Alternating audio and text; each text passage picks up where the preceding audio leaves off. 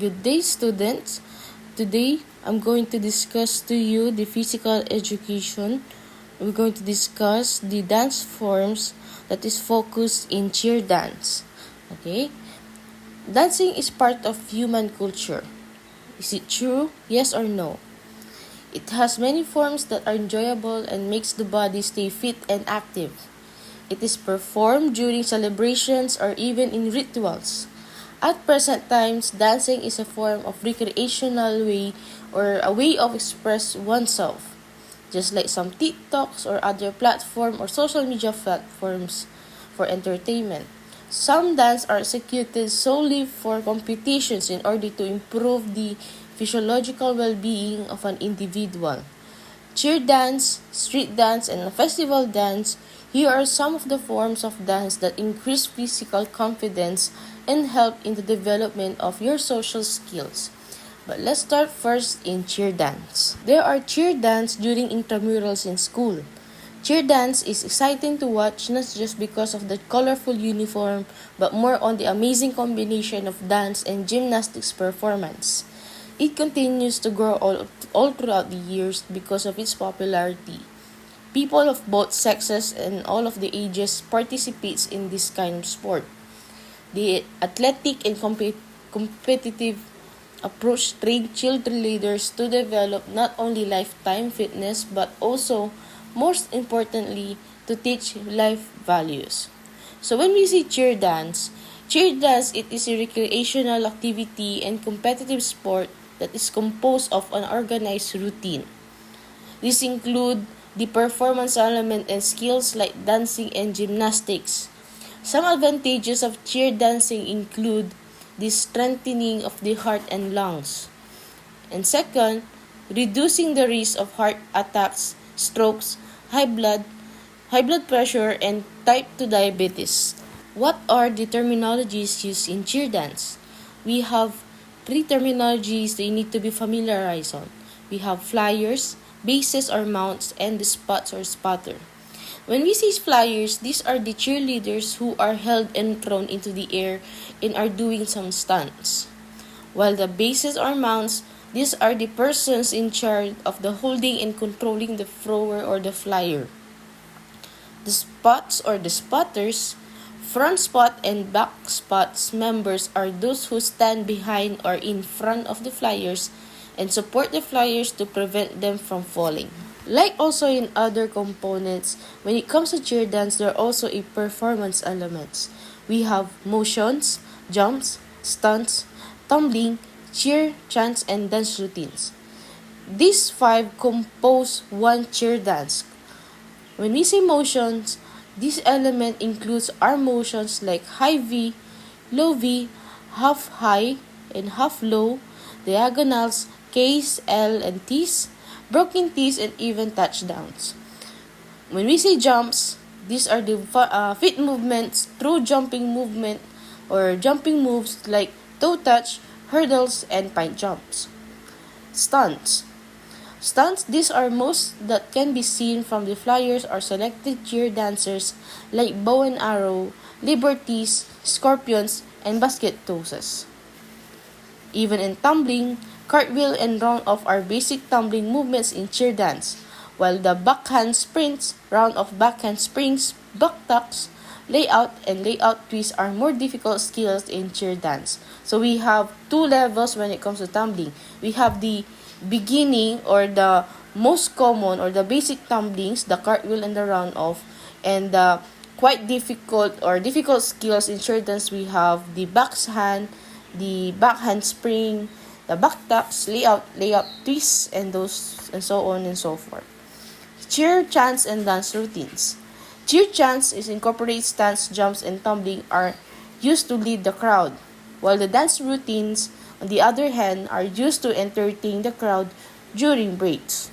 Let us have first a short idea about the history of cheer dancing. Cheerleading dates to the 1860s in Great Britain and entered in US in the 1880s. Although women currently dominate the field, cheerleading was begun by men. It was Princeton graduate Thomas Peebles who first introduced the idea of synchronized yelling at football games. During in 1898, Johnny Campbell became the first leader in history when he directed a crowd in yelling "Ra ra ra, Sukiya, hurrah, hurrah, varsity, varsity, Minnesota." November 2, 1898 is the official birth date of organized cheerleading. Then soon after, the University of Minnesota organized a yell leader squad of 6 male students who still use Campbell's original cheer today. So before, it's still the man who leads the cheerleading. There's still no woman who leads the cheerleading until 1923 when women were finally admitted to join the cheerleading.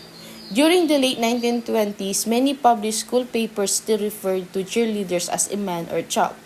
But during the 1940s, when the Second World War was ongoing and caused a drastic change in the world of cheerleading, some of the men were deployed during the Second World War. That's why women get the opportunity to participate more in sport events, including the cheerleading.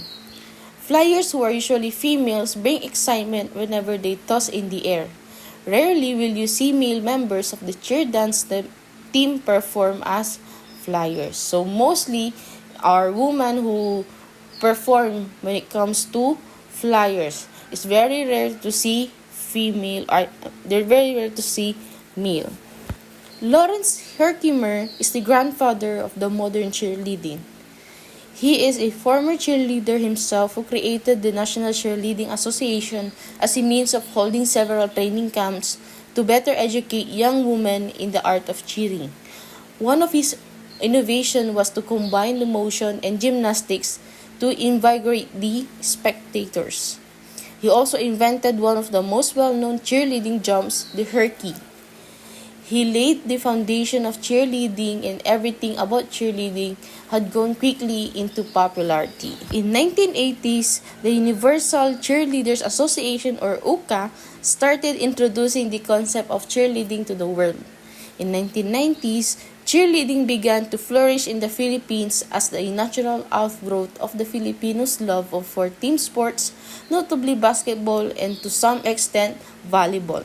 So we have here three associations that has a competitions for cheerleading. We have the UAAP, the NCAA, and the NCC. Please take note or memorize these acronyms for your examination. We have the UAAP, University Athletic Association of the Philippines, NCAA, National Collegiate Athletic Association, and the NCC, National Cheerleading Championship. In cheerleading, we also have the basic cheer dance or cheerleading, or these are the fundamental movements. For starting positions, we have the beginning stance and the cheer stance. We also have the clasp and clap. In motions make a routine or dance unique and uniform among squad members. They also make the performance look sharp and clean. And we have here some fundamental movements under motions. We have touchdown, low touchdown, tabletop, the high V, diagonal, L motion, overhead class, low class. For the feet position, we have front lunge and side lunge. Next fundamental movement is jumps. Jumps are often used in cheer dance routines and chants. Jumps draw attention from spectators, and when done correctly, they give the performance a certain appearance of difficulty. We have here some of the movements like tuck jump, spread eagle, double hoop, and the herky that is from Lawrence Herkimer, the toe touch, the hurdle. Another fundamental movement is tumbling. Tumbling is one of the core skills in gymnastics. It was then brought to cheer dance further amaze and excite the audience. It is one of the hardest and most dangerous elements of cheer dance. That's why it is better to have a spotter when it comes to tumbling. A spotter or spot is a person who ensures the safety of a cheerleader or cheer dancer when he or she performs dangerous stunts and routines. We have standing tumbling, and the running tumbling. We also have the forward roll. We also have the backward roll and the cartwheel. Hand positions are also included in fundamental movements of the basic cheer dance. We have the buckets, blades, candlesticks, and daggers. And the last basic fundamental movements of cheer dance is the stunt or the stunting. Stunt sequence and pyramids are some of the most exciting feats to watch in cheer dance competition. Most stunts are done by the flyers, usually female, with bases, male lifters, and the spotters. It is essential to know the proper execution of the stunts to secure the safety of both flyers and lifters. Okay, so that will be the coverage of your physical education examination. That's why this is the one I discussed to you. The festival and the street dance will be just a short additional. You're just going to be familiar for what are some of the festivals here or located in your country.